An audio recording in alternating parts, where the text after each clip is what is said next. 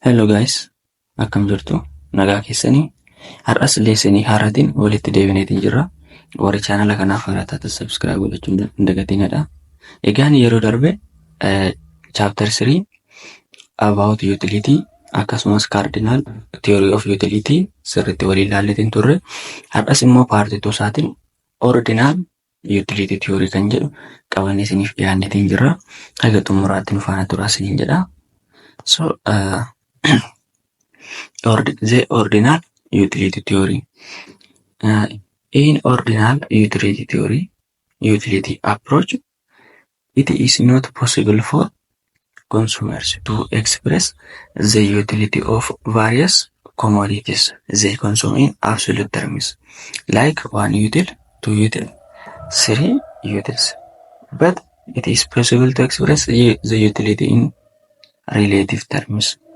So egaan yeroo cardinal utility akkam jennee turre, utility lakkoofsa fayyadamnee safaruu ni dandeenya jennee turre, yookaan satisfaction commodity tokko irraa arganne in number 10 util 100 util jennee ibsuu ni dandeenya jennee turre.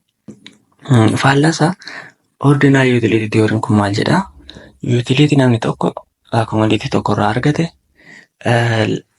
lakkoofsaan safaruu hin danda'u.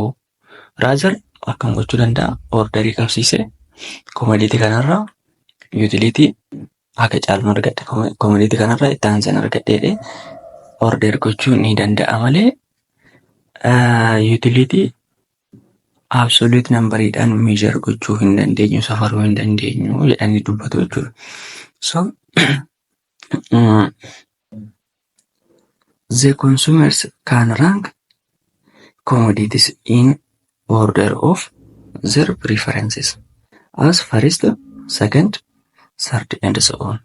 So consumer insu satisfaction commodity waan irraa argate rankii qabsiisee fi commodity kanarraa satisfaction jalqaba satisfaction guddaa irraa arganne then next jedhee itti fufee kan rankii qabsiisuu danda'u malee safaruu hin dandeenyu jedhu. Therefore, the consumer need not know in specific units the utility of various commodities to make his choice. So consumer in tokko choice isaa taasisuudhaaf utility commodity wani numberidha wanni ni beeku yookaan specifically wanni ni beeku hin jiru jechuudha. According to ordinal utility. Assumption to jira. Assumption waan ordinal utility maal akka ta'an immoo walii ilaallu. Jalqaba irratti consumers are rational. Consumers are rational jechuun consumerii sun satisfaction isaa maximize gochuudhaaf kan yaalu ta'uu qaba jechuudha. So critically akkamittiin satisfaction kiyya sadarkaa guddaarra gahaa jedhee kan isa yaadu ta'uu qaba. Then utility is ordinal. Utilityin rankidhaan orderii qabsiisna malee safaruu hin dandeenyu. Diminishing marginal rate of substitution. Diminishing marginal rate of substitution jechuun the rate at which a consumer is willing to substitute one commodity for another commodity so that his total satisfaction remains the same. Kana jechuun consumeriin tokko commodity lama fayyadamaa jira haa jennu. Inkaan isaa immoo daangaadha. So consumeriin kuni commodity dabalataa tokko fayyadamuudhaaf isa tokkorraa hir'isuu qaba jechuudha. So marginal rate of substitution kun the rate at which a consumer is willing to substitute one commodity for another commodity so that his total satisfaction remains the same. So fakkeenyaaf consumeriin tokko burtukaana 5 fi muuzii 2 qaba osoo jennee muuzii kana 2 irraa gara 3tti guddifachuu barbaade achirraa burtukaanarraa tokko yookaan haga ta'e dhiisee haa jennu jechuudha. Tokko yookaan 2 dhiiseera. Then inni kun marginal rate of substitution agarsiisa. Garuu satisfaction isaan 2 irraa argatu wal qixa jechuudha.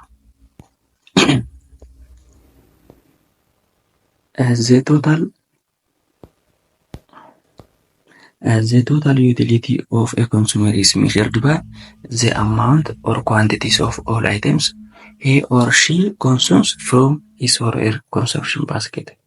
Total utility kan jennuun immoo akkuma jalqaba irratti dubbanne paartii 1 keessatti a consumer is measured by the amount of all itemii bundle of goodii keessa yookaan basket keessa jiran itemii isaa san consume gochuudhaan yookaan fayyadamuudhaan inni irraa argate sun maal jennaani total utility jennaan.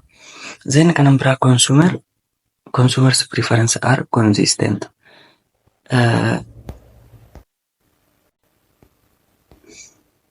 Consumer preference are consistent jechuun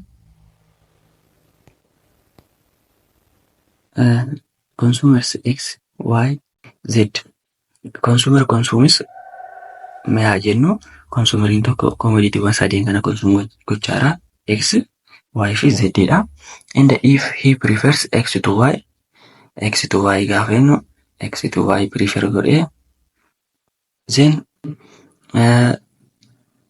akkasumas immoo Y to Z fi Z keessa immoo inni kun kan biraati Y to Z prefer godhee jechuudha.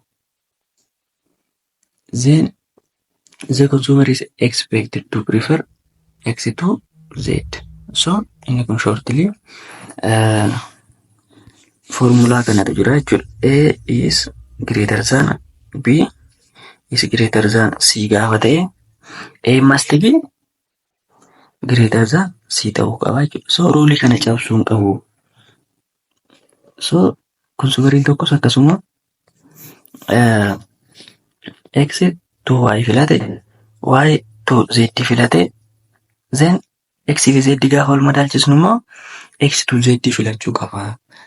Sababni isaas rule inconsistent kana nu walaa cabsaa jechuudha. So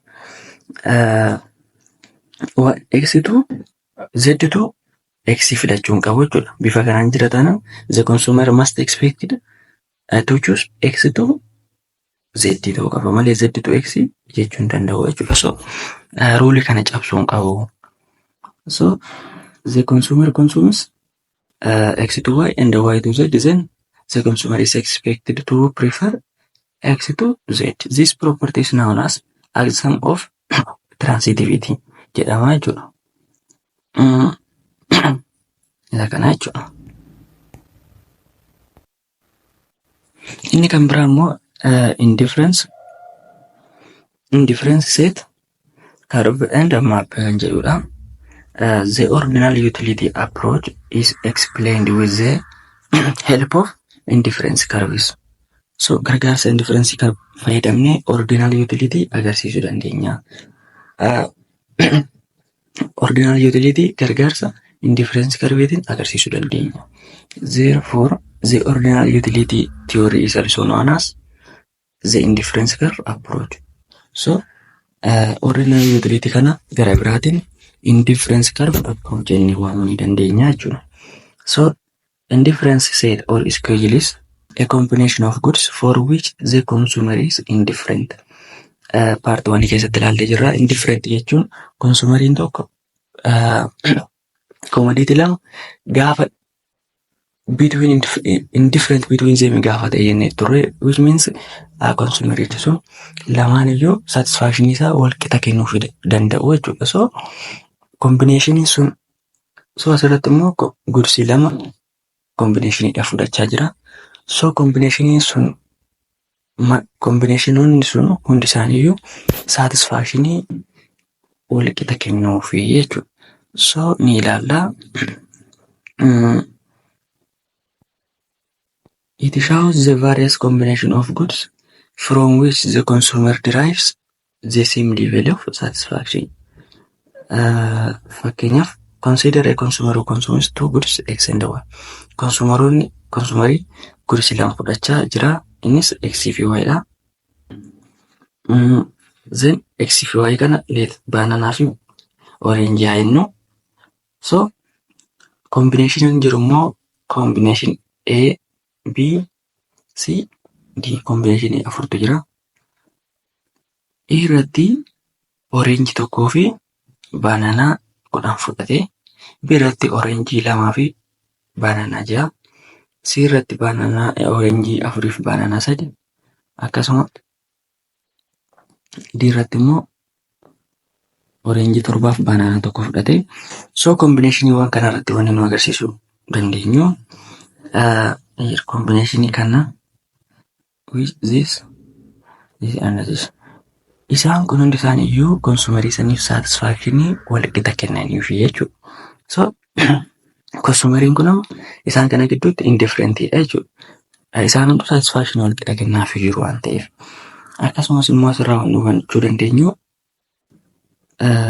diminishing of marginal substitution kan jedhu gaafa konsumeriin tokko teeyilii kana to'annu biraa hubachuu dandeenyu gaafa konsumeriin kun jalqaba oranjii 1 fi baanaanaa 10 qaba ture. Oranjii isaa gara 2tti guddisuudhaaf baanaanaa 4 give up godhee jechuudha. 4 dhiisee 6tti gadi hir'isee. Akkasumas oranjii 4tti gara 4tti guddisuuf baanaanaa isaa gara 3tti hir'isee jechuudha. Inni kun maal agarsiisa? Marginal rate of substitution agarsiisa jechuudha. Commodity tokko commodity biraatiin bakka buusaa jira jechuudha.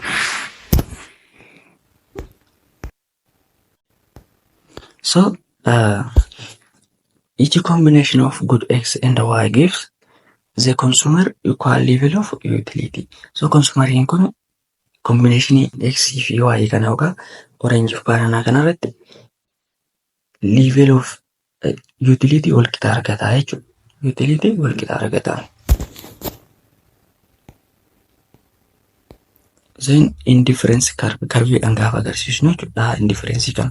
Indifference amma teeyilii agarsiisne kan curveetti gaafa jijjiirru immoo akkam ta'a? Indifference curve shows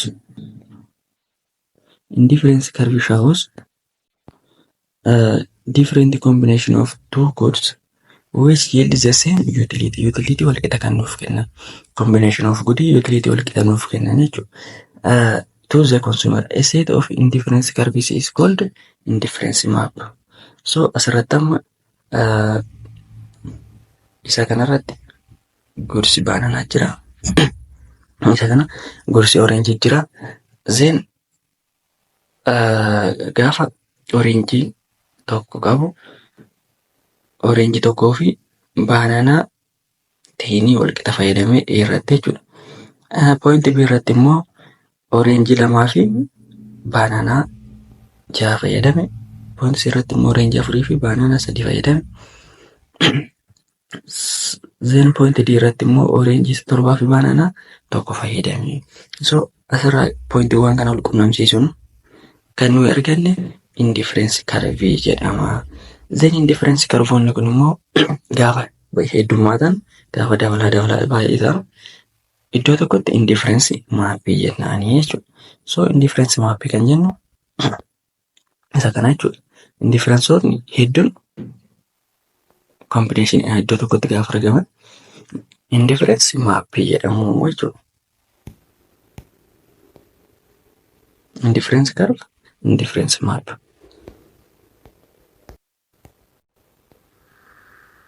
Inni kan biraa properties of indifference curve ilaalla. Amalli indifference curve maa inni? Indifference curves have negative slope. Downward sloping to the right. So negative slope qabu jechuudha indifference curve like this. So properties keessaa inni tokko negative slope. Inni lammaffaa indifference curves are convex to the origin. Origin osoo ta'eeti convex to the origin. Origin irraa originiidhaaf convex jechuudha. Shape isa kana qabu. So this implies that the slope of an indifference curve decrease or in absolute terms as we move along the curve from the left downward to the right. So which means convex to slope, convex to origin kun immoo waan agarsiisu qaba. Implication agarsiisu qaba. Innis indifference curves convex to slope irrachaa deemuusaa agarsiisa jechuudha. Convex to origin ta'uusaa. Slope irrachaa deemuusaa agarsiisa. Then higher indifference curve is always preferred to lower one. Indifference curve lama qabna osoo ta'eeti higher kan jennuun isa lammaffaa kana jechuudha. So inni lammaffaa kun utility guddaa waan kennuuf isa kanarra jalqabaa kanarra utility guddaa waan kennuuf inni kun filatamaadha jechuudha.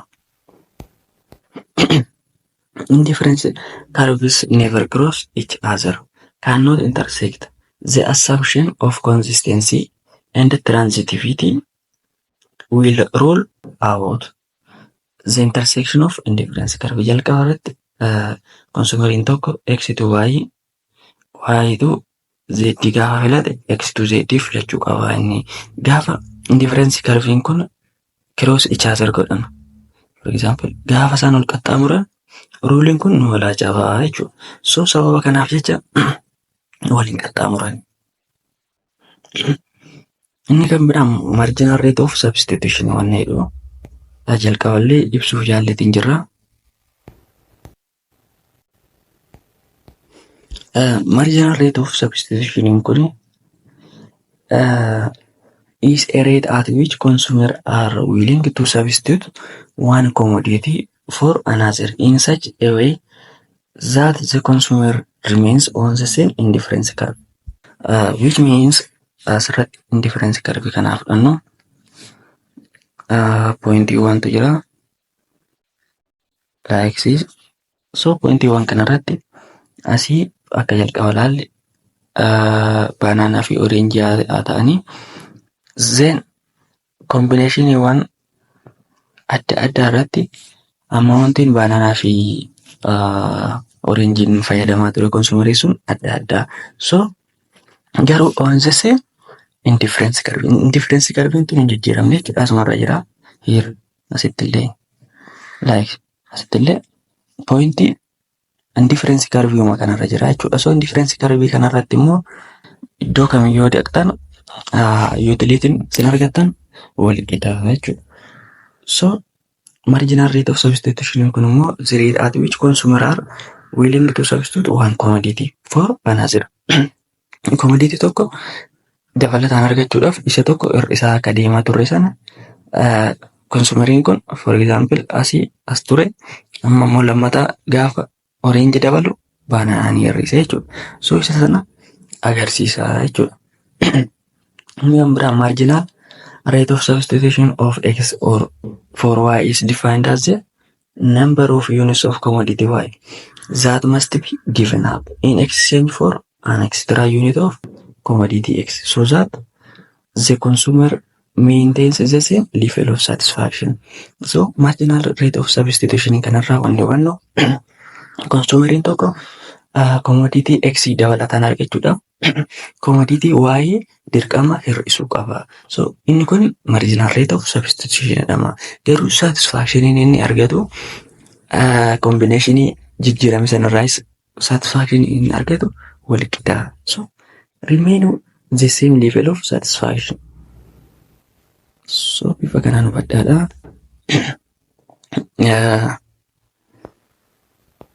Marginal rate of substitution is number of units y given up to the ratio of number of units of x gained. So change of y over change of x inni agarsiisuu ni dandeenya. Negative yeroo kamiyyuu marginal rate of substitution x to y kun negative sign qaba jechuudha. Sababni isaas decreasing slope agarsiisuudhaaf jechuudha. Slope irrachaa deemsa waan agarsiisuuf negative sign agarsiisna. So change of y over change of x dha jechuudha formulaan isaa immoo. Marginal rate of substitution considers the following indifference curve. Indifference curve kana haa ilaallu. From this graph,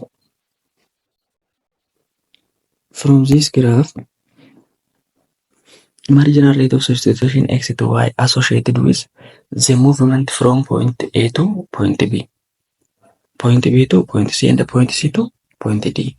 So nu kennamanii jiru then to 1.6 and 0.8 respectively.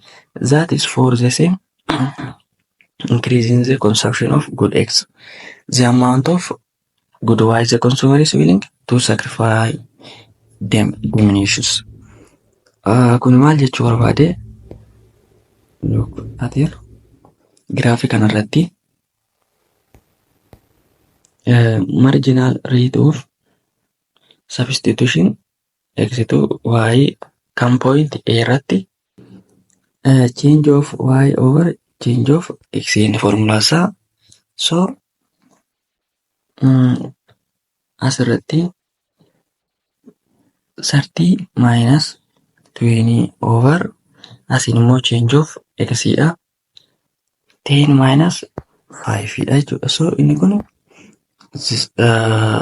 30 minus 20 10 ta'a 10 over 5 2 ta'a jechuudha. So marginal rate of substitution at point A 2 dha jechuudha. At point B immoo gaafa barbaanne asirraa 12 minus 20 minus 12 8 over 5 8 over 5 in 0. I think 1.6 ta'a jechuudha. 1.6 marginal rate of substitution at point B. Then at point C immoo gaafa barbaanne marginal rate of substitution at point C immoo change of Y in 12 minus 8 4 ta'a 4 over then inni kun constant 5 dha. Inni kun 0.8 ta'a jechuudha. So isa kanaan andis barbaaduu ni dandeenya. Akkasuma itti fufaa jechuudha. So inni kun marginal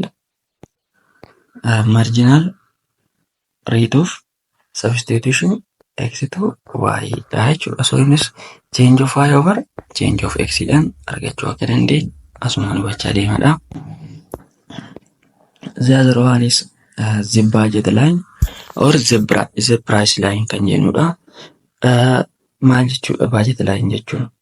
Consumeriin tokko satisfaction ammoo yookaan commodity amma barbaadu san hunda fudhachuu consume gochuu hin danda'u. Sababni isaas income murtaa'e qofa waan qabuufi. So mee wajjin ilaallu. Indifference curves only tell us about consumer preferences for any two goods, but they cannot show which combination of the two goods will be bought. Consumeriin kun preference isaa sana utility isaa maximum bakka itti ta'e kan nutti agarsiisan indifference curve ni jiru. Garuu indifference curve kun immoo consumeriin kun iddoo kamitti akka bite nutti hin agarsiisanii jechuudha. So for example asirratti asittis maximum utility point kana hundarratti iyyuu satisfaction wal qixa argata inni malee as keessaa pointii kamirratti akka inni bite wanni nuyi beeknu hin jiru. So isa sana beekuudhaaf immoo budget line tu nu fayyada jechuudha. In reality, the consumer is constrained by his or her income and the price of the two goods. Pricing commodity sanii fi pricing commodity saniitii fi income isaa consumer kana ni daangessu jechuudha. So this constraint is often presented with the help of budget line. So constraint kun immoo budget line fayyadamee agarsiisna. The budget line is a set of the commodity bundles that can be purchased if the entire income is spent. So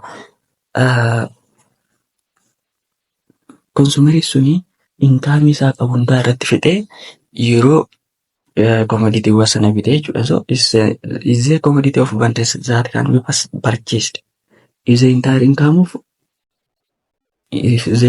is spent. So income qabu sana hundaa irratti fixee commodity sana gaafa bite jechuudha. So it is a graph which shows the various combination of two goods that a consumer can purchase given his or her limited income and the price of the commodity. So income qabu sanii fi akkasumas price goods sana irratti hundaa'ee consumeriin sun iddoo inni itti bite. So kan nutti agarsiisu jechuudha budget line. Then assumptioniitu jira. Assumptioniiwwan kunis maal akka ta'an ilaallu. There are only two goods bought in quantity, say X and Y. So consumerii sun goodii lama qofa bitee haa jennu jechuudha. Goodsi lama X fi Y jedhaman qofa bitee. Then each consumer is confronted with the market determined price. So goodsiiwwan kun lamaanis immoo piraayisii mataa isaanii danda'e qabu. Innis price of X fi price of Y dha jechuudha. Goodsi X fi Y jira. Piraayisii mataa isaanii ni qabu. Then consumer is income murtaa'e wayii qaba. The consumer has now and fixed money of income. Income murtaa'e kana qaba jechuudha. So assuming that the consumer spends all his or her income on the two goods. So consumeriin kun income sana guutuu maarratti xumure X fi Y qofa bitee haa jennu jechuudha. Assumptioniidha isaan ilaalaa jiru kun. So the budget constraint can be expressed as, so budget constraint kana income is equals to price of X times quantity of X plus price of Y times quantity of Y. Inni kun simply maal jechuudha? Consumeriin tokko X ni bite jalqaba income ni qaba inni. Income ni qabu sun ol qixa ta'a. Quantity X bite, quantity X sana immoo price X dhaan bite jechuudha. So fakkeenyaaf baananaa bite osoo inni price baananaa times hamma baananaa inni bite sanii jechuudha. Times baananaadha jechuudha. Baananaa inni sun cost inni baananaa irratti baasee argachuudhaaf jechuudha. Amma inni ittiin bite faayisu baay'ina inni bite. So inni sun cost baananaa irratti baase. Plus baananaa qofa waan hin binneef oranges bitee jira. Then an oranges argachuudhaaf immoo price of orange times baay'ina orange bitee sanii jechuudha. Quantity of orange. So isaan kun costiin inni orange irratti baase baananaa irratti baase gaafa walitti daman income guutuu inni qabu sannuuf kenna jechuudha. So simply price income is equals to price of X times X quantity of X plus price of Y times quantity of Y. When we rearrange this equation, Y is equals to income over price of Y minus price of X over price of Y times quantity of X ta'a jechuudha. So isa kana rearrange goonee jechuudha. The slope of budget line is given by price of X over price of Y. So slope of budget line price of X over price of Y. Any combination of two goods within the budget line, such as point A or along the budget line, is attainable. Any combination of two goods outside the budget line, such as point B, is unattainable or unaffordable. So, ilaallu graphic kanaan ilaallu jalqaba isa kana argachuudhaaf gursi Y fi X qabna. So income is equals to price of X quantity of X plus price of Y quantity of Y jenne asirraa X intercept yaa barbaannu asiiraan barreessina.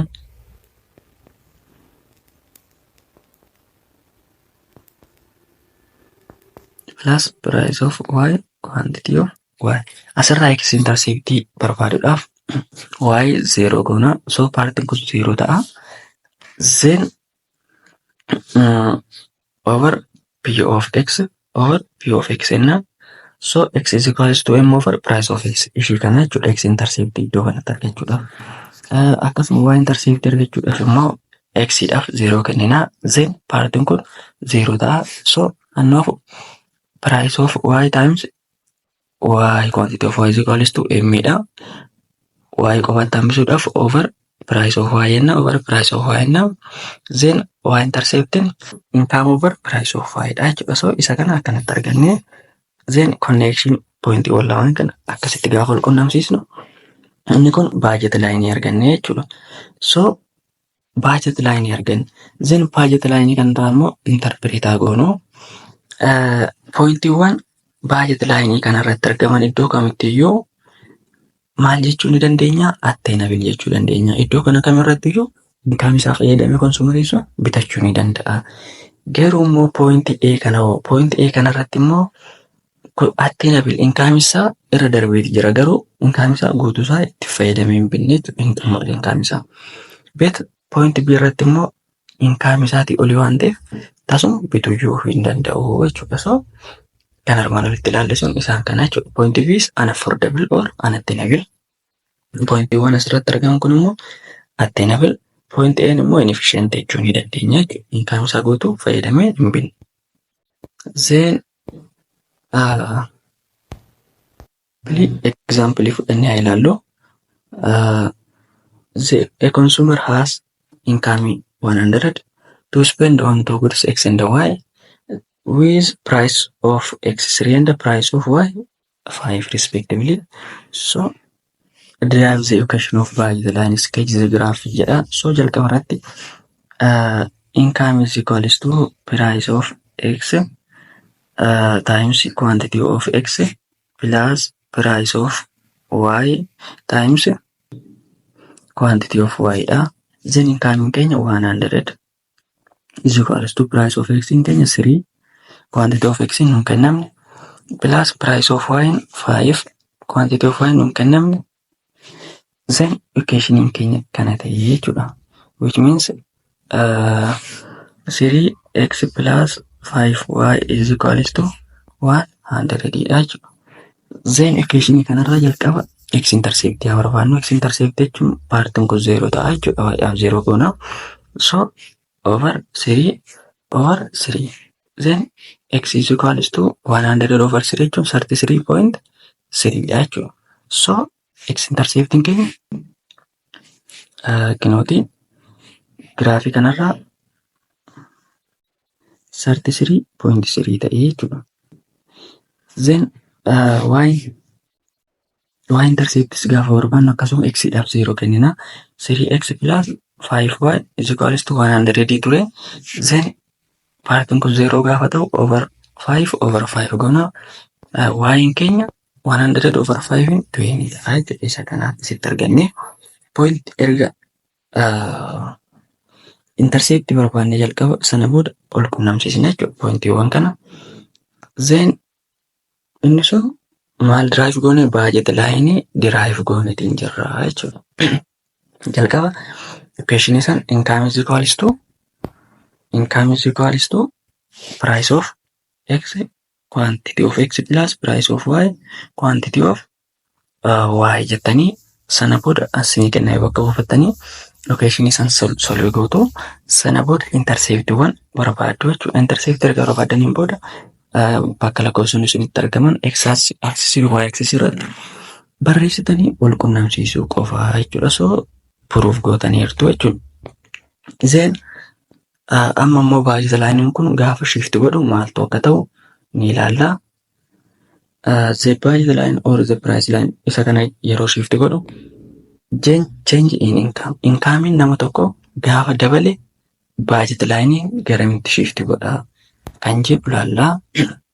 If the income of the consumer changes, keeping the price of commodity unchanged, price constant goone jechuudha.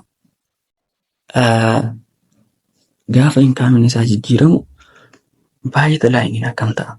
The budget line also shifts or changes. When income increase, the budget line shift upward. When income decrease, the budget line shift downward. So isa inni kun budget line yoo ta'e gaafa income dabalu garanatti shift godha jechuudha outward. Gaafa immoo income decrease godhu gara keessa shift godha. So isa kana bifa kanaan hubachuu ni dandeessu.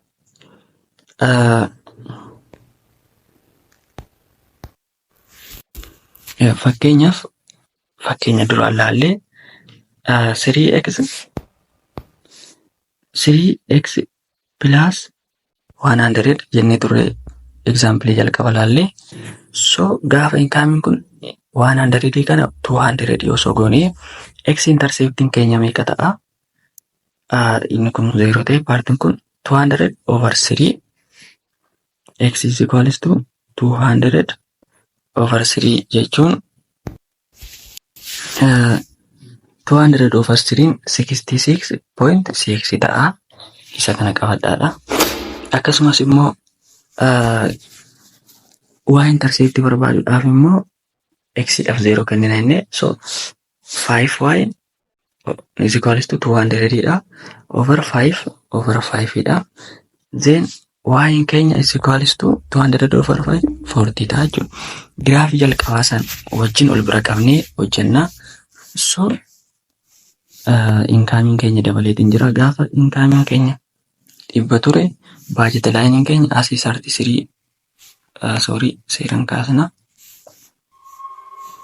Kun x axis y axis fi x axis qabna. Then gaafa as is 33.3 tu jira. Asii immoo 20 tu jira ture. Then jalqaba asii ture. Then incoming keenya gaafa dabalu immoo 200 gaafa dachaa ta'u x axis x intercepted 66 ture. 66 ta'e y intercepting 40 ta'e jechuudha. So outward shift godhe gaafa incoming keenya dabalu. Gaafa incoming keenya hir'atu immoo inward shift akka godhu gochuu qabdi. Inni kan biraa changes in price. Pricing immoo gaafa jijjiirame maaltu ta'a? An equal increase in the price of the two goods shift the budget line inward. Gaafa pricing keenya wal qixa jijjiirama increase godhan budget line gara keessatti shift godha. Gaafa immoo wal qixa pricing commodity x fi y sun wal qixa hir'atan immoo budget line keenya gara outward shift godha jechuudha. Outward. So isa kanarraa ilaalla. Gaafa pricing isaa lachuutu increase godhe budget line keenya original keenya isa kana osoo ta'e gara keessatti inward shift godhe. Gaafa pricing commodity lachuutu x fi y wal qixa decrease godhe immoo gara alaatti shift godhe jechuudha. So isa kana lakkoofsa fudhattanii exampleedhaan bakka buustanii hojjechuu dandeessu. Inni kan biraa an increase or decrease in the price of one of the two goods. Lamaan tokko constant way lamaan keessa tokko qofti gaafa jijjiirame maaltu ta'a? Keeping the price of the other good and the income constant. X commodity x fi y tu jira. Akkasumas income ni qabna. Income fi price commodity tokko constant goone inni tokko qofti gaafa jijjiiramu maaltu akka ta'u ni ilaalla. Changes the slope of the budget line by affecting only the intercept of the commodity that records the change in price. Example, the price of x changes. So price of x gaafa jijjiiramu intercept qofatu jijjiirama jechuudha. So x intercepting garanatti shiftoo gara keessatti qofa intercept kana qofa jijjiirama jechuudha. So kanatti asumarraa jechuudha. Bifa kanaan hubachuu dandeessu. Intercept qofatu jijjiirame malee wanni bira hin jijjiiramu. So egaan barnoota keenya irraa asirratti xumurreetiin jirra. Paartii sadaffaa immoo equilibrium of the consumer kan jedhu ordinal utility jalatti kan jiru qabannee isiniif dhufna. So video kana like gochuun dagatina akkasumas hiriyoota keessaniif share gochuun dagatinadha. Isaanis irraa fayyadamanii paartii sadaffaa paartii bareeda tutorial bareeda qabannee isiniif dhufna. Agasanitti nagaan nuuf tura. Goodbye.